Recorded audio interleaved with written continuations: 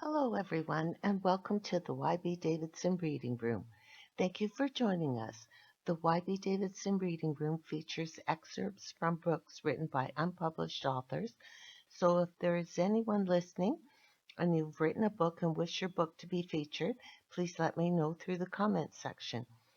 There are many talented writers out there that, for one reason or another, publishers ignore. So here at YB Davidson Reading Room, we would like to feature those talented writers and let you, the listener, decide. So let's get comfy, and I hope you enjoy listening, as today we will begin with a novel titled What the Jury Got Wrong, which is based on a true solved murder case, or so they thought. We will begin. It was Christmas Eve morning when Steve left that morning to go fishing at the Berkeley Marina to try his new boat out in the bay. It was the first opportunity he had to try the boat out that he had purchased a few weeks previously. The Berkeley Marina was about an hour and a half drive from Steve's home. Steve had wanted to play golf, but it was too cold out and it would be difficult to play golf wearing a heavy jacket. So he decided to go fishing in the San Francisco Bay, which will prove to be a fateful decision and change the course of his life forever. So with a bit of family history, Martha, Steve's wife, was the middle child with an older brother and a younger stepsister. Her father owned a California dairy farm. At the age of 2 years old, Martha's mother divorced her father, then married Martha's stepfather, whom her and her siblings lived with. Martha's mother was a loan officer, while Martha's stepfather was a superintendent for a commercial construction company. Steve Jones was the youngest child of his parents, who had children from previous marriages. Steve had a total of 6 stepbrothers and sisters. Steve's father owned a crate packaging company, while his mother owned a boutique. Not much is known about the family dynamics. However, Steve remained close with his parents as well as several of his siblings and their spouses. Steve attended California Polytechnic State University and worked part-time at a local cafe as a waiter, which is where he met Martha. Martha was the pursuer in the relationship after meeting Steve for the first time, giving him her name and phone number. Steve eventually called and took Martha on the first date, deep-sea fishing in mid-1994.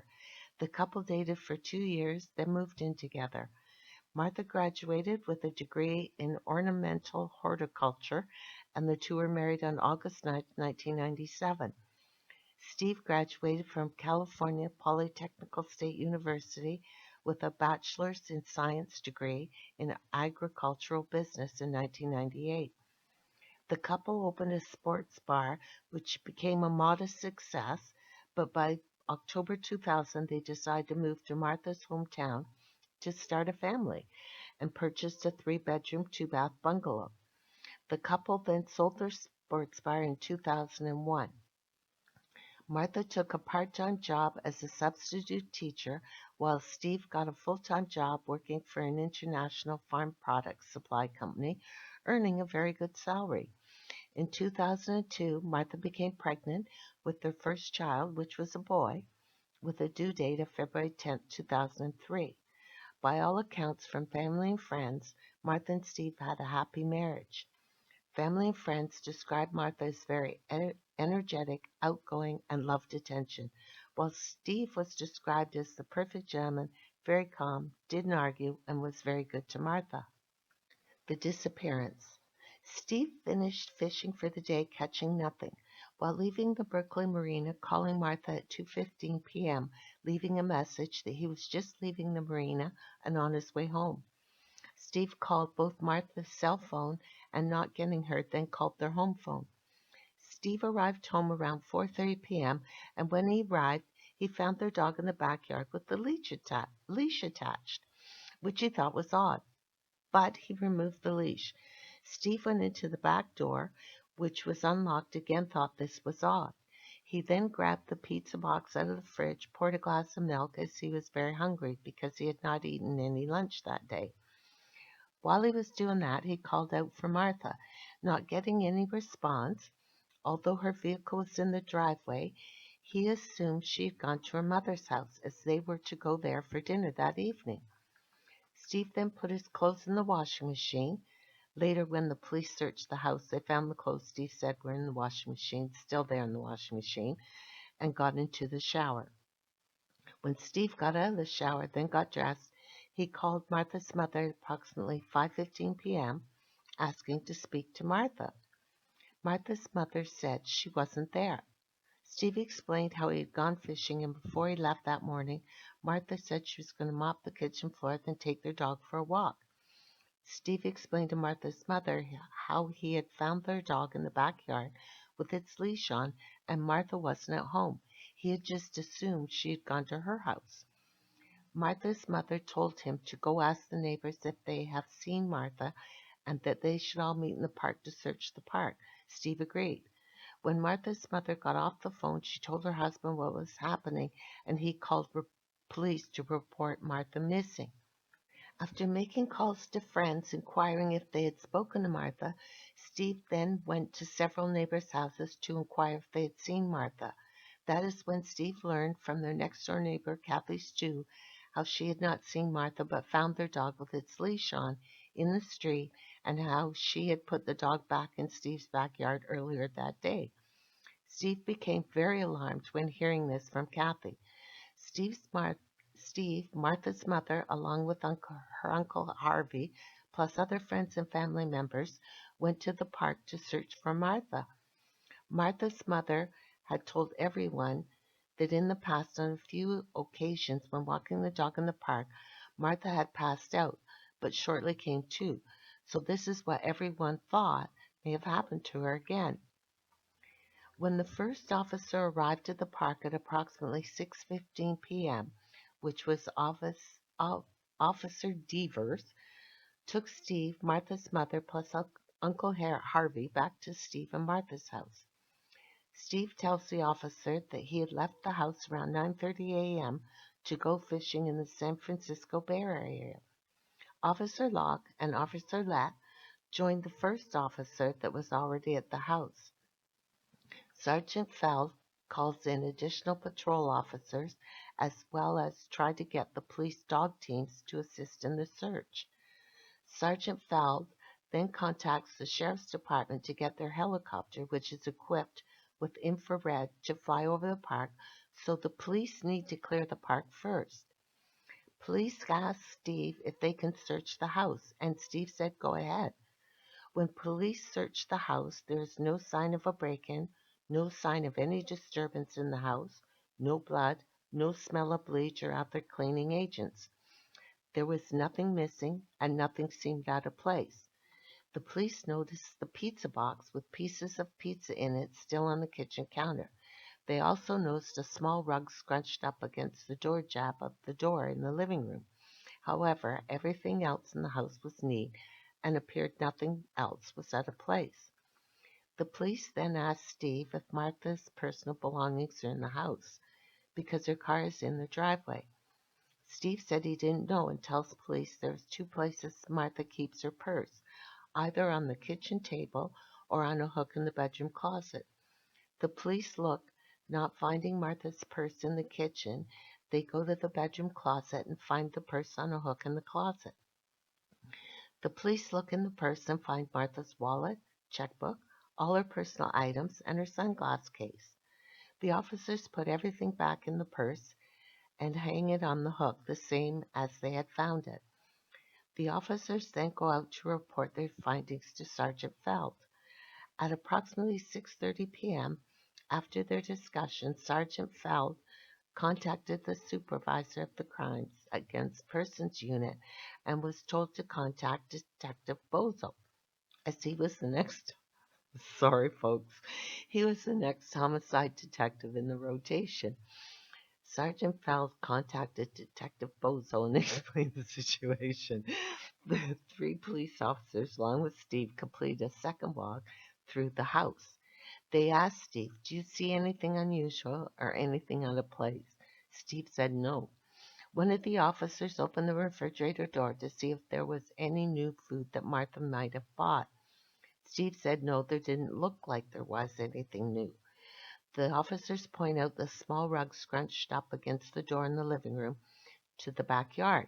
Steve explained that the dog or cat must have been playing there and used his toe to pull it away from the door to straighten it out. Officer Locke, who is a fisherman and was not present earlier when Steve told the other officers that he was out fishing. Officer Locke asks Steve, "Where were you today?" Steve tells him fishing. Officer Locke asks Steve, "Where were you fishing?" Steve tells him in the San Francisco Bay Area. Officer Locke asks Steve, "What type of fish were you fishing for?" Steve doesn't answer him. Officer Locke asks Steve again, and Steve holds up his hands approximately 18 inches apart. Officer Locke asks Steve, "What kind of bait were you using?" Steve said he's not really sure, a lure of some kind. Officer Locke asked Steve what kind of lure. Steve said a silver lure. Officer Locke asked to see Steve's fishing equipment. Steve said he keeps it at his shop with his boat. It is important to note that when Officer Locke testified in the trial, he said that when he was questioning Steve in regards to fishing, that Steve threw down his flashlight and said the F word. However, none of the other officers present reported this behavior in their reports, and it didn't appear in any of the discovery documents given to Steve's defense team. So you have to ask yourself, why did Officer Locke make this statement on the stand at trial when he knew it to be false? Or, if it did occur, why did Officer Locke make it sound so evil? Steve was emotionally distraught. His pregnant wife is missing, so if he dropped his flashlight and said the F word, which is very understandable, nothing evil about it, just normal behavior, considering the circumstances at the time, you cannot fault Steve for that. However, Officer Locke, for some unknown reason, decided to relay this to the jury as if this was evidence of Steve's guilt, instead of what it was, normal behavior that millions of people engage in every day when they drop something. So the tunnel vision began that evening. Steve gives Officer Devers the receipt he had from the Berkeley Marina. Meanwhile, after the helicopter passes over the park and finds nothing, the police again search the park and find some homeless people camping by the creek. They tell the police nothing. Detective Bozo arrives at Steve and Martha's house at approximately 9:30 p.m., but according to Officer Devers, it was 9:55 p.m. Steve was outside with some family and neighbors. Detective Bozo receiving a briefing from Officer Devers as well as the other officers on scene. Detective Bozo speaks to Steve, and Steve tells him the same thing he told the other officers. Detective Bozo asks Steve if they can search the house. Steve said, "Yes, go ahead." Detective Bozo did a 10-minute walkthrough of Steve and Martha's home along with Officer Devers, who points out things that he thought were suspicious to him. Detective Bozo, along with Officer Devers and Steve, commence on a fourth walkthrough of Martha and Steve's house. Outside the door, Detective Bozo sees a mop and bucket with a little water in it, but does not smell bleach or any other cleaning solutions. In addition, he observed that the floors were not wet. Detective Bozo asks Steve, "Why is the bucket and mop outside the door?" Steve explains that before leaving the house that morning, Martha wanted to mop the floors, so he filled the bucket for her. But when he got home, the mop and bucket were inside the house, and the dog ran to the bucket for a drink, but Steve grabbed it before the dog could drink from the bucket, then emptied it, leaving it outside the door. Detective Bozo asked Steve if Martha's personal belongings are in the house, so Steve shows Detective Bozo where Martha's purse is hanging in the closet. Like the other officers previously did, Detective Bozo takes the purse off the hook, looks through the contents of the purse, seeing the same items in the purse as the previous officers did, puts everything back inside the purse, then puts the purse back on the hook in the original place it was found inside the closet. Then looks at the clothes in the closet, then closes the door. During the walkthrough, Detective Bozo noticed Steve's long guns and asked Steve if he had any handguns. Steve said yes. He had owned two, but one was stolen a year or two or more from his vehicle. Steve couldn't exactly remember when, but that it was a long time ago, and he had a second handgun that was out in the glove compartment of his truck. Steve told Detective Bozo that he had used the gun pheasant hunting, but it misfired. Detective Bozo asked Steve if Steve could take him to see his fishing equipment at his warehouse. Steve said yes. Then Detective Bozo asked if he can search Martha's and Steve's vehicles that are in the driveway before they go. Steve said yes, go ahead. Detective Bozo looks inside of Martha's Land Rover and finds Martha's cell phone plugged into the cigarette lighter. Detective Bozo tries to turn the cell phone on, but it doesn't have any power, and the cell phone won't hold a charge, preventing him from turning it on. The cell phone, according to Detective Bozo, only works if the car is on. This is a very odd statement by Detective Bozo, as it appears he doesn't know how to use a cell phone. The battery in the cell phone will charge off the Land Rover battery whether the vehicle is running or not.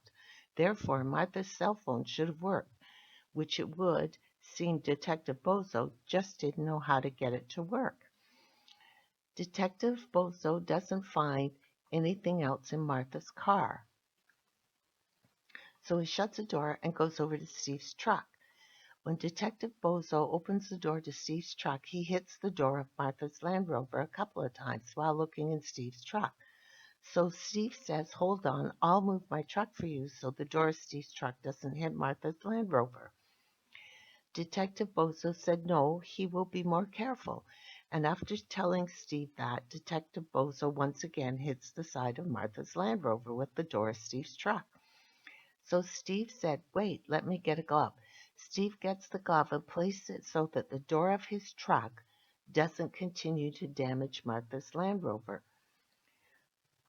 Detective Bozo looks through Steve's truck and finds the loaded .22 caliber handgun that Steve had told him earlier about and puts the gun in his jacket pocket without Steve's knowledge. There is a big 5-store bag inside the truck with a receipt inside the bag for items purchased on December 20th, plus inside the bag are 2 unopened packages containing saltwater fishing lures. The receipt lists the purchase of a fishing pole, a 2-day fishing license, and fishing lures. Detective Bozo leaves the items on the bag in Steve's truck. In the bed of the truck, Detective Bozo finds 3 patio umbrellas wrapped up in a blue tarp and a brown-colored boat cover wadded up in the corner. When Detective Bozo has finished searching Steve's truck, he asks Steve if the ID officer could come to the house while they go to the warehouse so the officer can look for evidence in Steve and Martha's house. Steve said, yes, go ahead. When Steve was standing in the driveway waiting for the officers to go to the warehouse, but out of earshot, Detective Bozo told the other officers to take the bucket and mops into evidence, as well as told them to take the towels that were on the washing machine and to use an alternate light source inside the house to look for any type of blood and collect it if they found any. Detective Bozo did not inform Steve that while they were at the warehouse, the other officers would be doing that in his house.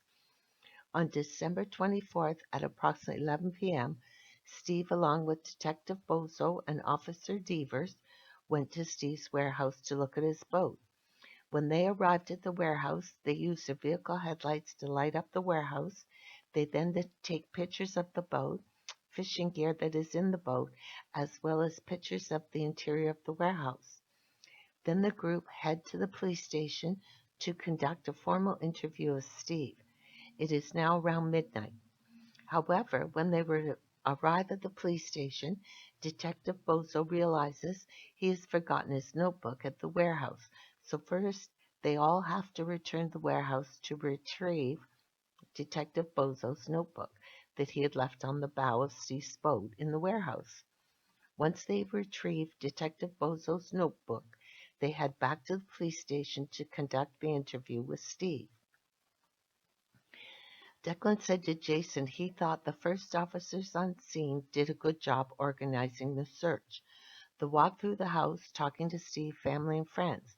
Having said that, Declan thought that one officer, when questioning Steve about the fishing, was developing tunnel vision because Steve didn't answer his question the way the officer thought he should. In addition, the arrival of Detective Bozo seemed to amplify the tunnel vision by his actions and words. Declan found it hard to understand why Detective Bozo focused in on the husband so quickly within 30 minutes of being on scene. There was no evidence any crime was committed inside the house. There was no evidence that Martha had been transported in either one of the Joneses' vehicles. Yet the police found the fact that the mop and bucket were outside the door suspicious. Even though being a dog owner, Declan certainly understood Steve's explanation for why he emptied and moved the bucket, as Declan himself had in the past had the same problem with Wiggins, running to a full bucket to try and drink what was in the bucket, which would have been lethal for Wiggins. Declan was very disturbed to read the report that Detective Bozo took the loaded gun from Steve's glove compartment and put it in his coat pocket, instead of following proper police procedure, which is checking the weapon, removing all the live ammunition, then putting the gun directly into an evidence bag or box. To Declan, this simple action by Detective Bozo demonstrates that Detective Bozo exhibits poor judgment, shortcuts investigations, believes himself to be superior to others, and does not need to follow proper police procedure. Never mind the dangers of Detective Bozo walking around with a loaded gun in his pocket. Jason said the action of Detective Bozo putting the loaded gun in his pocket also gives me the impression he's deceitful as well. Declan agreed with Jason. The detective is hiding the loaded gun for no reason. It is bizarre behavior for a detective. Declan was also bothered that this Detective Bozo continued to hit Martha's vehicle with the door of Steve's vehicle, even after Steve offered to move his vehicle to prevent Detective Bozo from causing damage to Martha's vehicle. Detective Bozo refused to allow Steve to move his vehicle, then found it suspicious when Steve put a glove on the end of the door to prevent the door from causing any further damage to Martha's vehicle. This simple action by Steve demonstrates in an unconscious way that Steve loved Martha very much because he cared enough about her vehicle to do everything he could to prevent it from being damaged, which he knew would upset her. Declan said to Jason, "You can tell a lot about a person by these types of actions. The fact that Detective Bozo, despite Steve's attempts to get Detective Bozo to stop banging the vehicle door against Martha's vehicle, continued to do so, tells Declan that Detective Bozo is self-serving, doesn't care about anyone else but himself, is narrow-minded, as he does not take into consideration how his actions affect others. This is just to list a few, and this is not the type of person who should be a detective in Declan's opinion. Declan doesn't understand why some police officers continue to base their opinions of someone's guilt or innocence so quickly without evidence based only on how the officers think the person should behave versus getting to know the person, because people do behave differently than the officers themselves would behave in a very serious situation. Declan believes some police officers forget that people are individuals and do not always behave according to what the police officers think they should. In this case, Declan determines that Steve is behaving very normally for someone in what must seem to him a surreal situation. His pregnant wife is missing, and no one has any idea where she is. Steve demonstrates subtle signs of innocence. He allows the police officers free rein to search the house, the vehicles, his warehouse. Steve does everything the officers ask of him with no hesitation. Steve even suggested the police to take his and Martha's dog to try and track Martha, as Steve thinks their dog was with Martha when she disappeared and may lead to where Martha disappeared from. The police refuse, and tells Steve that they have their own canine unit coming. Declan thinks this was a mistake. There is no better tracking dog than a person's own dog, as a person's own dog will just naturally look for their master, or they might go to the last place they were with their master. The pizza boxes on the kitchen counter as well as Steve's clothes are in the washing machine, just like he told the police, which corroborates his story. In addition, he has given the police a receipt for the Brooklyn Marina where he was fishing that day, which is date and time stamped. There are also phone messages on the answer phone that he left for Martha, as well as messages from her stepfather, which could narrow the timeline of Martha's disappearance and all be tracked. Jason said, I get what you mean. If Steve was saying every time the police asked to look here or look there, and Steve said something like, why don't you look there and go out there, meaning the streets and park to look for Martha instead of wasting their time looking in the house and vehicles, then you could possibly determine from that Steve was hiding something in regards to Martha's disappearance, as well as he had a very confrontational personality. Declan said exactly. However, the way Steve is reacting, you can determine he is in a bit of a state of shock. He has a non-confrontational personality and just accepts whatever the police want him to do. By Steve's comments and actions, he seems to have a very laid-back personality where probably since he was a child he has felt very secure in his own self and has been used to being accepting of other people just the way they are. The example of this is when he can't get Detective Bozo to stop damaging Martha's vehicle. Steve doesn't yell at Detective Bozo out of frustration, which would be understandable. Instead, he goes and gets a glove to put at the end of the door to prevent further damage. Steve just accepts he can't get Detective Bozo to stop what he is doing, so Steve finds a quiet solution to the problem, whereas most people would just yell at Detective Bozo to stop.